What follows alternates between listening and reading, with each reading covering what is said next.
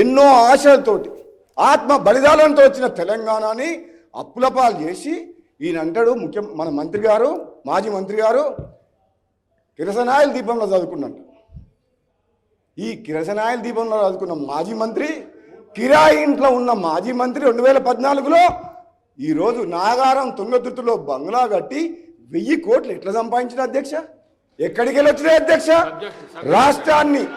రాష్ట్రాన్ని అప్పులోకి నెట్టేసి, ఈ పవర్ మినిస్టరు విద్యుత్ సంస్థలను అప్పులోకి నెట్టేసి, ఈయన మంత్రిగా మాత్రం భూములు, ఇసుక మాఫియా 1000 కోట్లు దోసుకున్న చరిత్ర ఈయనది మాకు చెబుతున్న అధ్యక్ష. మెంటల్ కేసులు చెప్పాలి. మీరు నిజంగా కిరాయి ఇంట్లో ఉన్నారా 2014లో? ఇప్పుడు కూడా కిరాయి ఇంట్లో ఉన్నా. ఇప్పుడు 1000 కోట్ల రూపాయలు సంపాదించారు. You come with me.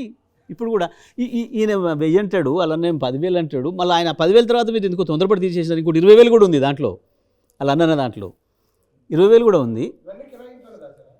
అదే మరి వాళ్ళు చెప్పాలి, చూపిస్తే కనీసం కొంతనే తీసుకుందాం. దాంట్లో ఇద్దరు అల్లములు వచ్చేస్తే ఏడ దాచిపెట్టిన ఒక పార గడపర పట్టుకొస్తే తీద్దాం.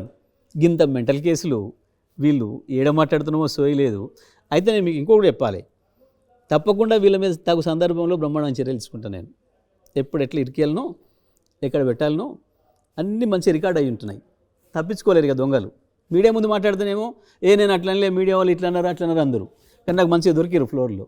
అందుకే నేను ఆ రోజు అవకాశం వదిలిపెట్టకుండా నేను అవకాశం తీసుకున్నా, మంచిగా ఇరికిస్తా. వీళ్ళు మాట్లాడిన మాటలకు 10 ఏళ్ళు ఎంత చెత్తవాగుడు వాగినా వీళ్ళు, నేను మాట్లాడలేదు, ఇప్పుడు రియాక్ట్ కాలేదు. జిల్లాలో ప్రతి సందర్భంలో ఇట్లాంటి చెత్త మాటలే, కానీ నేను ఫ్లోర్లో కాబట్టి వెంటనే రియాక్ట్ అయినా. ఎక్కడ సందర్భం దొరకాలనుకున్నా దొరికిరు మంచిగా. ఈ దొంగలు మాట్లాడిన మాట ఏం చేయబోతున్నారు ఇప్పుడు? ఆ మాటలు ఏం చేయబోతున్నారు? తప్పకుండా ఎక్కడ ఎప్పుడు ఏం చేయాలో నాకు బాగా తెలుసు. ఆ సందర్భంలో చేస్తాను నేను, అది మరొక సందర్భంలో చెప్తా. అంటే ఆల్రెడీ రెడీ చేసుకుని పెట్టి చేస్తేనే ఉన్నా, ఎందుకు పెడతా. జగదీశ్వర్ రెడ్డి నిన్న ఆర్టీవీలో ఇంటర్వ్యూ చూసినా నోరు బారేసుకుంటున్నా మా కోమటిరెడ్డి సోదరుల గురించి. ఆర్టీవీ ఇంటర్వ్యూలో రమేష్ ఆ స్టూడియోలో కూర్చొని మాట్లాడుతుండు. సిగ్గు శరం ఉందా? రాష్ట్రాన్ని అప్పులపాలు చేసిండ్రు. అధికారంలోకి వచ్చిన తర్వాత అడక తినేటోళ్ళు నీ అటువంటి అందరూ వేల కోట్ల రూపాయలు సంపాదించుకున్నారు అధికారులను అడ్డం పెట్టుకొని. 10 ఏళ్ల పాటు తెలంగాణ ద్రోవులని సంకల పెట్టుకొని 1000 కోట్లు, లక్షల కోట్లు దోసుకున్న చరిత్ర బీఆర్ఎస్ పార్టీది, కేసీఆర్ కుటుంబాన్ని, జగదీశ్వర్ రెడ్డిది. అటువంటి వ్యక్తి మా గురించి మాట్లాడుతున్నంటే ఎంత అస్యాస్పదం. మీరు ఒక్కసారి ఆలోచన చేయండి. మరిన్ని వీడియోస్ కోసం ఛానల్ ని సబ్స్క్రైబ్ చేయండి. లేటెస్ట్ అప్డేట్స్ కోసం వాట్సాప్ ఛానల్ ని ఫాలో చేయండి. అండ్ లింక్ డిస్క్రిప్షన్ లో ఉంది.